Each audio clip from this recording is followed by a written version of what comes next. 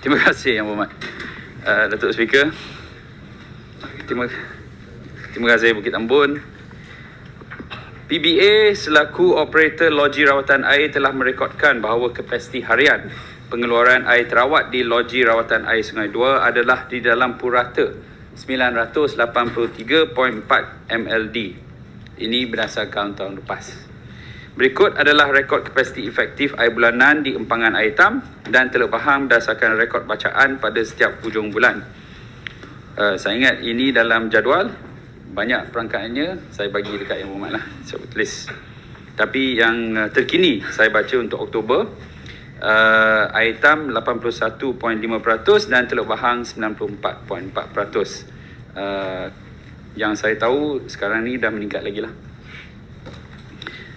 Yang Berhormat, Kerajaan Negeri melalui PBA telah melaporkan bahawa loji rawatan air di empangan Bengkuang adalah dalam fasa reka bentuk akhir final design review oleh perunding yang dilantik oleh PBA.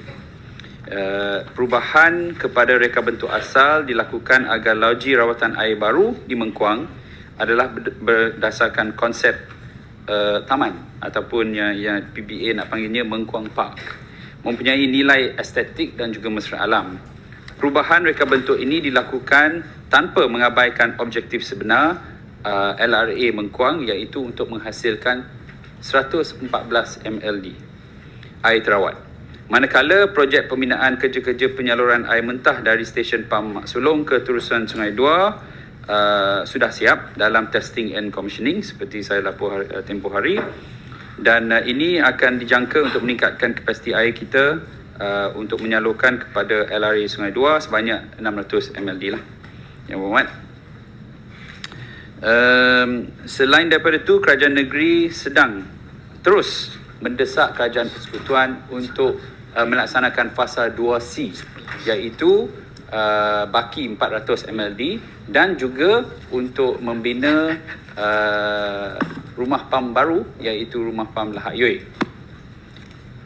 Yang ketiga, untuk soalan C, Yang Berhormat, Kerajaan Negeri ataupun PBA telah merangka beberapa projek infrastruktur pembekalan air untuk mengatasi masalah bekalan air di SPS seperti berikut.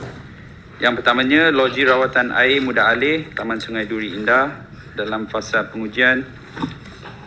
Saya rasa Yang Berhormat Datuk Speaker, yang ni semua saya dah sebut last week apabila ditanya oleh Yang Berhormat Sungai Bakap. Selain itu untuk tambah, Kerajaan Negeri juga dalam perancangan untuk membina loji rawatan air Sungai Krian fasa 1 di SPS dengan kapasiti rawatan air sebanyak 114 mld juga untuk menangani permintaan air yang tinggi secara khusus di SPS. Terima kasih. Sila.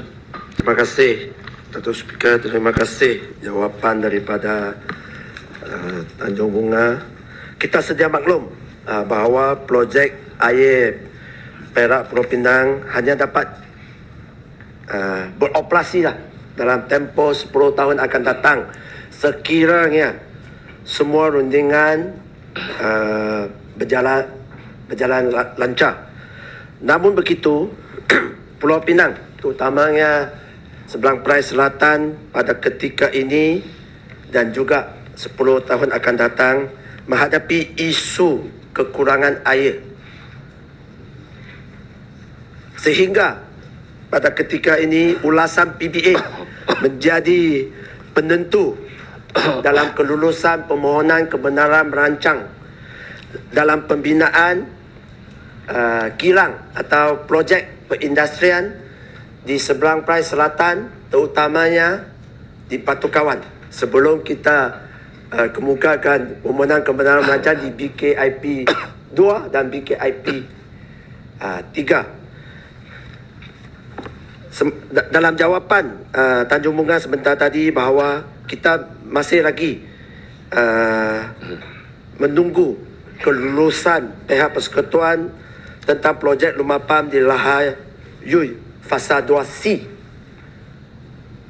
So, kalau persekutuan masih lagi tidak menjalankan projek ini dan projek rumah pam Sungai Krian hanya melibatkan 114 mld, adakah kita mampu menghalungi cabaran dalam 10 tahun akan datang?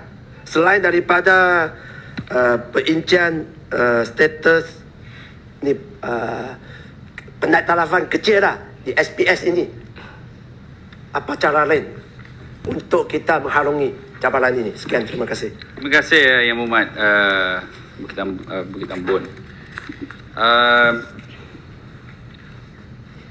Kita Yang Berhormat Datuk Speaker, sebenarnya semua projek-projek yang kecil ni akan membantu SPS dalam jangka masa pendek. Dan jangka masa sederhana pula adalah LRA Sungai Pean yang kalau 114 MLD itu telah siap Yang Berhormat Datuk Speaker, maka sebenarnya isu di SPS akan selesai lah, because dia akan cukup. Tapi selain daripada itu, sekarang ni PBA telah pun minta PDC untuk mengenakan 25% internal recycling supaya dalam semua pemajuan baru, kilang-kilang baru yang dibina, air tersebut kalau dia boleh dikitar semula, dia akan mengurangkan beban ke atas air daripada pihak PBA.